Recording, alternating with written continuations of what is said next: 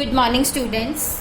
अज के इस लैक्चर दे विच असी इशू प्राइसिंग का तीसरा method weighted average method learn करांगे।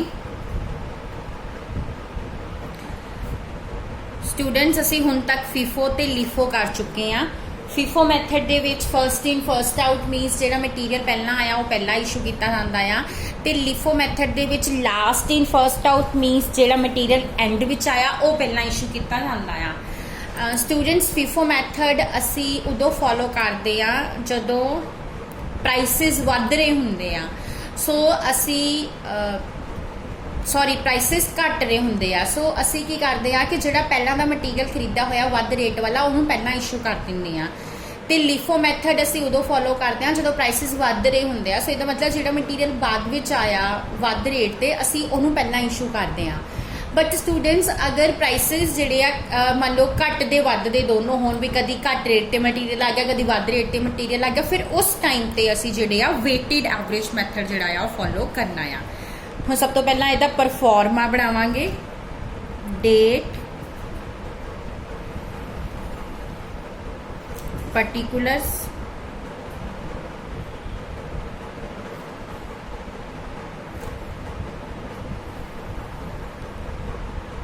उस तो बाद received quantity rate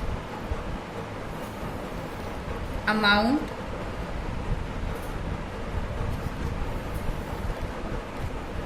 then issue quantity rate amount and last दे विच बैलेंस क्वांटिटी ते अमाउंट। बैलेंस दे विच असी रेट का कॉलम जड़ा वो नहीं बनाना। हुण क्वेश्चन शुरू करते हैं। क्वेश्चन नंबर 17 करांगे। From the following details of stores receipts and issue of material x in manufacturing units prepare the stock ledger using weighted average method of valuing the issue. First of all November 1 opening balance जोड़ा हैगा balance brought down इनू असी balance के column दे विच ही लिखना आ। 2000 quantity आ एंड 5 रुपीज़ रेट आ। आपां वैल्यू लिखनी आ। सो 5 ना 2000 मल्टीप्लाई कर दो 10,000 का आ जाएगा बैलेंस। उस तो बाद next November 3 issue 1500 units. So RS number acquisition slip number आ जाएगा। हुण असी इशू किते आ किन्ने 1500 यूनिट्स। हुण स्टूडेंट्स साडे बैलेंस के कॉलम दे विच कोई रेट वाला कॉलम नहीं आ, तुसी देख सकते हो। हुण असी रेट किहड़ा लगाना आ, असी जदों भी रेट लगाना असी वो रेट कैलकुलेट करना। जिद्दां फीफो लीफो च तां असी रेट यूज करदे सीगे ना, जिहड़ा दित्ता हुंदा सी फीफो च उपर वाला लीफो च नीचे वाला, बट इहदे विच तुसी रेट कैलकुलेट करना आ। हुण वो किद्दां करना आ, तुसी पिछला अपना बैलेंस देखना आ। बैलेंस दे अमाउंट नूं quantity balance the he quantity ना डिवाइड करके रेट कैलकुलेट कर लेना। सो रेट कितना आ गया 5 रुपीज़। सो तुसी 5 नाल इशू करना है। 1500 मल्टीप्लाई बाय 5 70 500 जोड़ा तुहाडा अमाउंट आ जाएगा। हुण बैलेंस किद्दां कड्ढना, तुसी बैलेंस कड्ढण लई की करना, क्वांटिटी चों क्वांटिटी माइनस कर देनी। तुसी इत्थे सैपरेट नहीं रखना किसी भी क्वांटिटीज़ नूं। 2000 चों 1500 माइनस किते किन्ने बचे 500 और इसी तरह अमाउंट चों अमाउंट माइनस कर देना। 10,000 चों 70 500 माइनस कर देने, ये तुहाडा आ जाना 2500। उस तो बाद नैक्सट नवंबर 4 ते आ जाओ। Received 4500 units. Goods received note number 4500 units. Rate is a 6. So 4500 ਨੂੰ 6 ਨਾਲ ਮਲਟੀਪਲਾਈ ਕਰ ਦੋ 27,000 ਅਮਾਉਂਟ ਕਿੰਨਾ ਆ ਗਿਆ 27। ਹੁਣ ਬੈਲੈਂਸ ਕਿੱਦਾਂ ਕੱਢਣਾ हुण असी प्लस कर देना 500 च 4500 प्लस कर देने जो आए आ साडा आ जाएगा 5000 और अमाउंट प्लस कर देना 2500 च 27000 प्लस कर देने ये तो आ जाएगा 29500 सो की करना जो इशू करना माइनस करने आ जो रिसीव करना प्लस करने आ तुसी बैलेंस जिहड़ा आ वो सिंगल नंबर ही लिखना आ यानी कि तुसी अलग अलग किसी भी स्टॉक नू नहीं रिकॉर्ड करना। उस तो बाद नैक्सट नवंबर 8 ते आ जाओ इशूड 1600 यूनिट्स अगेन इशू आ RS नंबर 1600 यूनिट्स इशू होए आ सो क्वांटिटी दे कॉलम 1600 लिख दो। हुण अगेन रेट कैलकुलेट होना आ कितना करना अमाउंट कितना सी 29500 एंड क्वांटिटी कितनी सी बैलेंस दी 5000 सो 29500 नू 5000 ना डिवाइड करांगे अमाउंट आएगा 5.90 सो 5.90 नू 1600 ना मल्टीप्लाई कर दो 9440 आ जाएगा तुहाडा अमाउंट। आपां की कीता उतो इमीडिएट पिछला बैलेंस लिया अमाउंट नू क्वांटिटी ना डिवाइड करके रेट कैलकुलेट किया। हुण असी इशू किया 5000 चो 1600 माइनस कर दो तुहाडा आ जाएगा 3400 और 29500 चो 9440 माइनस कर दो आंसर आ जाएगा 20060। ओके स्टूडेंट्स हुण नैक्सट आ जाओ नवंबर 9 ते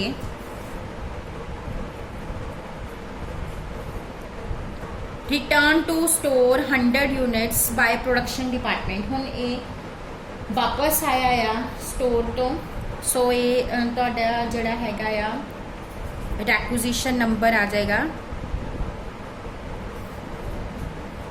इनू जिहड़ा हैगा आ तुसी कितना क्वांटिटी कितनी आ 100 यूनिट्स आ ये किहड़ा मटीरियल जिहड़ा नवंबर 3 नू इशू होया सी नवंबर 3 नू तुसी आ वाला मटीरियल इशू कीता सी 5 रुपीज़ वाला सो इनू 5 ना ही मल्टीप्लाई करना ये तुहाडा आ जाएगा 500 और हुण बैलेंस च क्वांटिटी प्लस कर दो 3400 प्लस 100 3500 अमाउंट प्लस कर दो 20060 प्लस 500 20560। उस तो बाद नवंबर 16 received 2400 units at the rate of 6.5 goods received note number 2400 units 6.50 ना अमाउंट आ जाएगा 15600 सो तुसी हुण इनू बैलेंस च प्लस कर देना 3500 2400 प्लस कर देंगे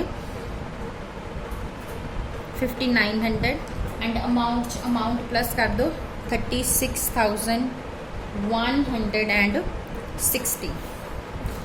ओके स्टूडेंट्स हुण नैक्सट आ जाओ नवंबर 19 ते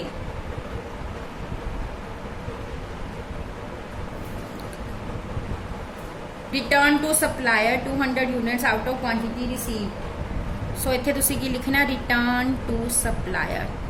हुण तुसी रेट नहीं कैलकुलेट करना जो रेट ते खरीदिया सी मटीरियल उस रेट ते वापस करना वापस कितना करना 200 यूनिट्स और ये किस डेट नू खरीदे सी नवंबर 4 नू नवंबर 4 तुसी 6 रुपए दे नाल खरीदे सी सो ये तुसी 6 दे नाल ही इशू कर देने इत्थे हुण रेट नहीं कैलकुलेट करना क्योंकि तुसी इशू नहीं कर रहे तुसी सप्लायर नू रिटर्न कर रहे हो सो उस रेट ते रिटर्न होणगे जिस रेट ते तुसी उतो खरीदे सी सो ये बन जाना 1200।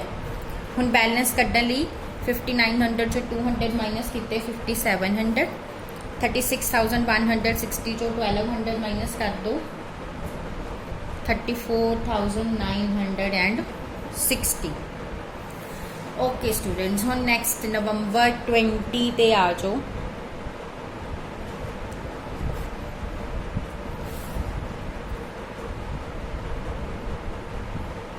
received goods received note number 1007 ਦੇ ਨਾਲ 7000 ਤੇ बैलेंस कट लो 5700 प्लस 1000 6700 34960 प्लस 7000 41960